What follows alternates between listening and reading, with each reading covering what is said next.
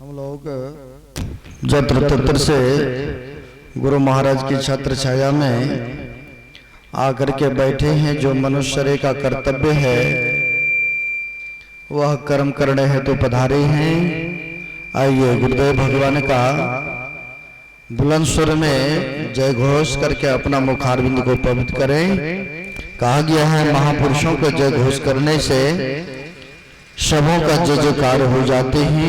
तो आइए बुलंद स्वर में गुरुदेव भगवान का जय घोष कर ले। बोलिए प्रेम से श्री सद्गुरु महाराज की जय। श्री सद्गुरु महाराज की जय। श्री सद्गुरु महाराज की जय। अखंड मंडलाकारं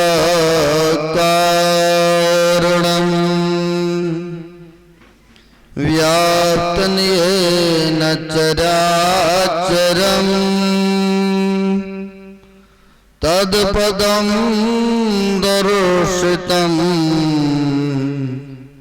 येन तस्मै श्री गुरवे नमः। परम गुरवे नमः। परापर गुरवे नमः। परमात्मा गुरवे नमः। आत्मा गुरवे नमः। आदि गुरुदेव अनादि गुरुदेव अनंत गुरुदेव अखिल गुरुदेव चरण गुरुदेव शरण गुरुदेव।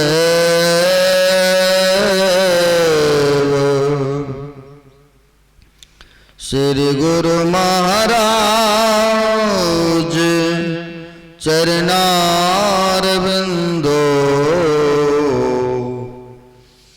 नमो नमस्ते।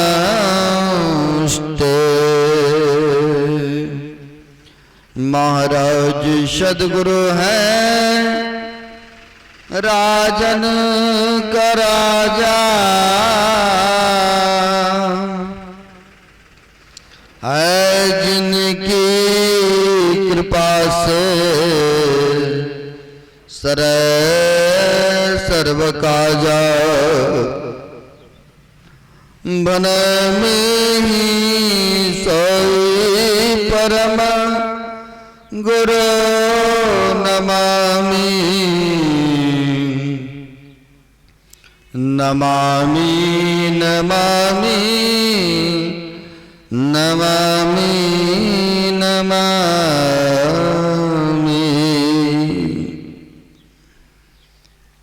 प्रातः स्मरणीय श्री भूषित ब्रह्मलीन संत सद्गुरु महाराज कन कन में व्याप्त जग उद्धारक जग कल्याणकारक ऐसे सर्वव्यापक गुरुदेव भगवान के पाद पद्मों में असंख्य असंख्य बार नमन है। मंचस्थ पूज्य साधु चरण आदरणीय संचालक साहब, बड़े खुशी अर्ज की बात है हम लोग जत्र तत्र से गुरु महाराज की छत्र छाया में आकर के बैठे हैं। जो मनुष्य शरीर का कर्तव्य है वह कर्म करने है तो यहाँ पर पधारे हुए हैं। आदरणीय श्रद्धे यह आयोजक उपेंद्र बाबू के स्वनिवास स्थान पर हम लोग जत्र तत्र से एकत्र हुए हैं। बड़े खुशी हर्ष की बात है। अभी हम लोगों ने पाठ के क्रम में सुन रहे थे गुरु के विशेषता, गुरु की महिमा के बारे में कहा गया है, गुरु गोविंद दो खरे काको लागू पाओ, अब बलिहारी गुरु आपने जिन गोविंद दियो बताए। अगर गुरु नहीं होते तो गोविंद वह ईश्वर परमात्मा को बताने वाला कोई नहीं होते। इसी को जब पुष्टिकरण करेंगे, रामायण में चलेंगे, तो रामायण में भी कहा है, बिन गुरु भवनिधि तरे न कोई, जो बिरंच शंकर सम होई। कहते बिना गुरु के यह भवसागर से उद्धार और कल्याण नहीं हो सकते। सब न चाहते जन्म मरण के दुखों से छूट जाएं, सब न चाहते हैं कि दैहिक दैविक तेरे ताप नहीं हो, सब न चाहते कि जन्म मरण के दुख हमें छूट जाए, सब चाहते हैं। फिर आराध्य देव के पास चलेंगे।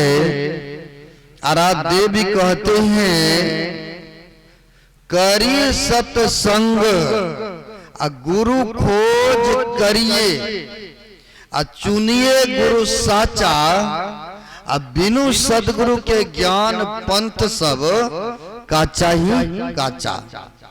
गुरुदेव भी कहते हैं, हे मनुष्यो, हे मानवो, पहले सत्संग करो, और जब सत्संग करोगे, करते करते मन में प्रेरणा ही जगेगी कि गुरु करना चाहिए। तो गुरु कैसा होना चाहिए? जो गुप्त को प्रकट करा दे, जो अंधकार से प्रकाश में पहुंचा दे। तो ऐसे को तो सदगुरु कहते हैं ना। कहते हैं कबीर साहब भी, झूठे गुरु की पक्ष में तजप न कीजिए वार, द्वार न पावे शब्द का भटके बारंबार।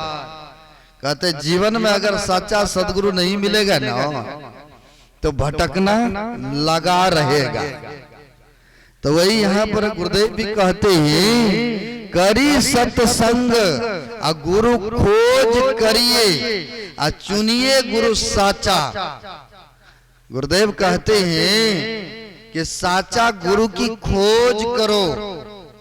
और सत्संग योग भाग चतुर्थ में गुरु महाराज ने बड़ा अच्छा कहा है, अगर बहुत विद्वान है, बहुत लोगों को उपदेश करते हैं, तो हम कह रहे थे कि जीवन में सच्चा सदगुरु चाहिए। कहते हैं बिनु सतगुरु के ज्ञान पंथ सब कच्चा ही कच्चा। तो गुरुदेव कहते हैं सत्संग योग भाग चतुर्थ में, ऐसे गुरु है बहुत लोगों को समझाते हैं, बुझाते हैं, बाहरी ज्ञान में परिपक्व हैं, भरपूर बाहरी ज्ञान है।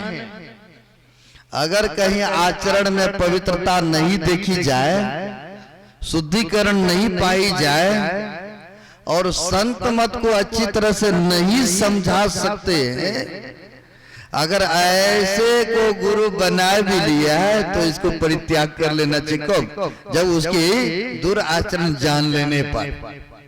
क्योंकि गुरु का प्रभाव शिष्यों के ऊपर पड़ती है। ये गुरुदेव का कहना है।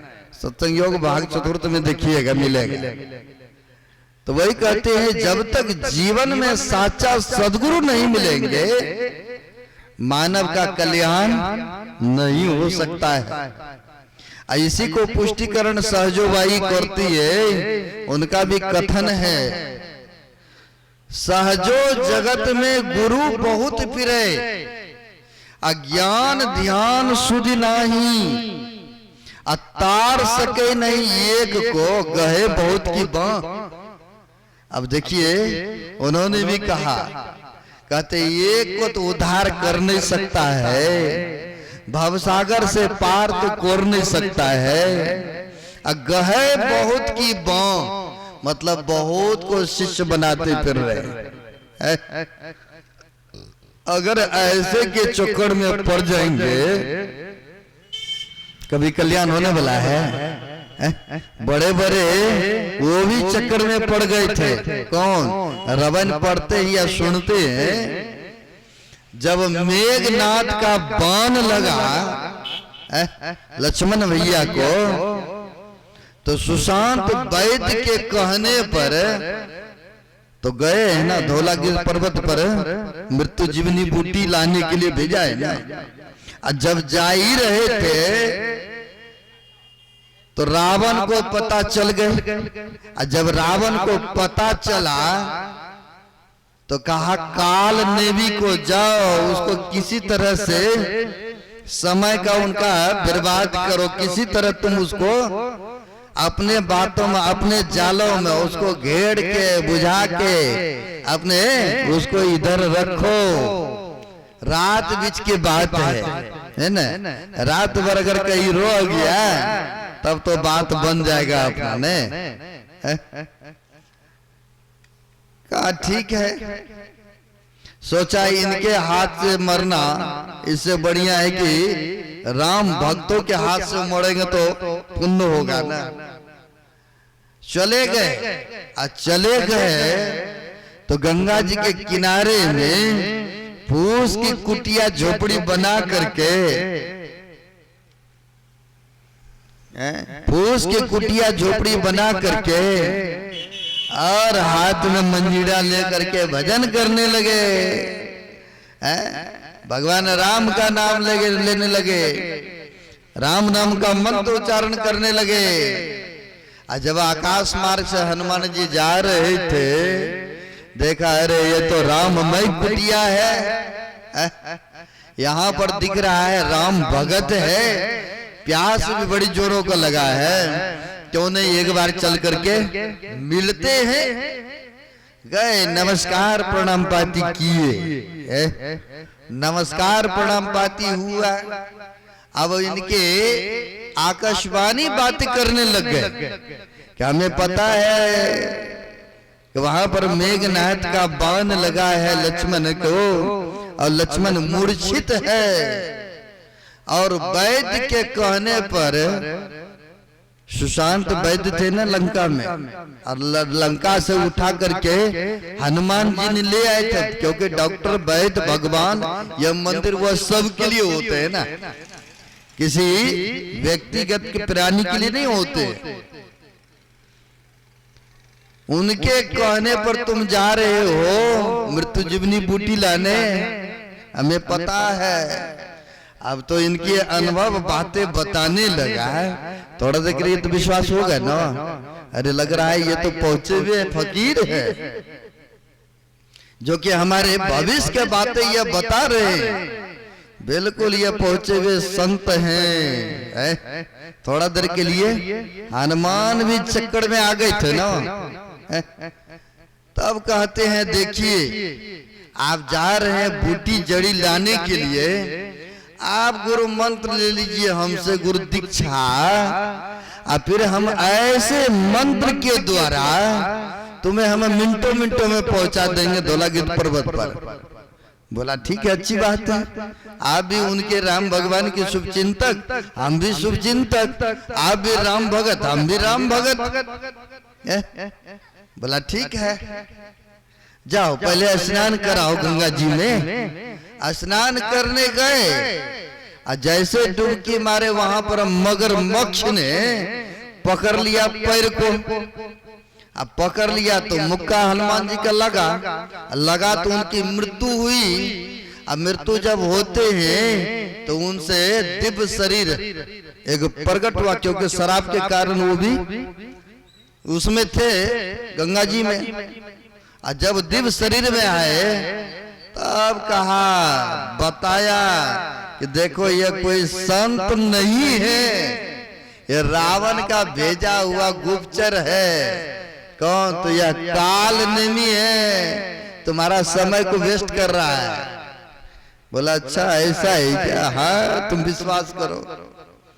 गए पता चली गए, भेद तो खुली गए ना। सच्चाई तो सच्चाई होते हैं, झूठ तो झूठे होते ना। झूठ कब तक चलेंगे? सच्चाई तो सच्चाई। अब होता क्या है, आ गए। हाँ भक्त आ गए स्नान करके, हाँ आ गए गुरु। पहले ऐसे कीजिए, आप पहले गुरु दक्षिणा ही ले लीजिए, गुरु मंत्र बाद में। पैर पकड़ा, घुमाने लगा ना, घुमाने लगा। ये क्या कर रहे हो? पहले गुरु दक्षिणा दे रहा हूं आपको, ले लीजिए ना। क्योंकि हकीकत पता चल गई ना। तो कहते अगर ऐसे के भगत बनते तो कभी कल्याण होगा? क्या हुआ? अंतिम में कालनेमी को भी अपना रूप में आना पड़ा ना। अब उनका वध किए ना हनुमान जी। तो कहने का भाव हुआ है,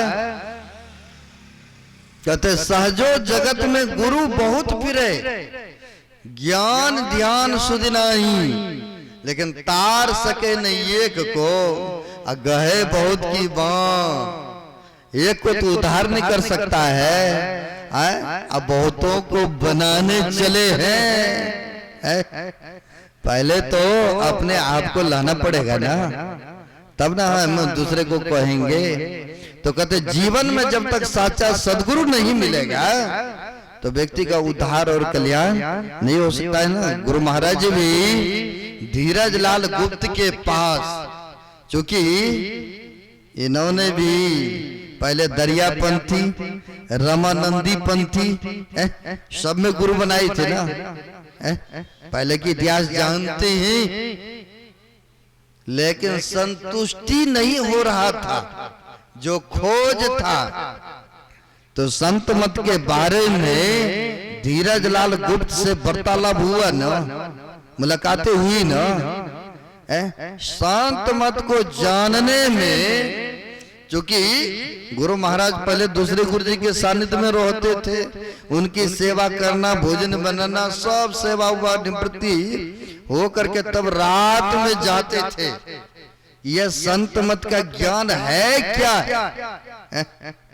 आया है कि 3 महीना तक लग गया था संत मत के बारे में जानने।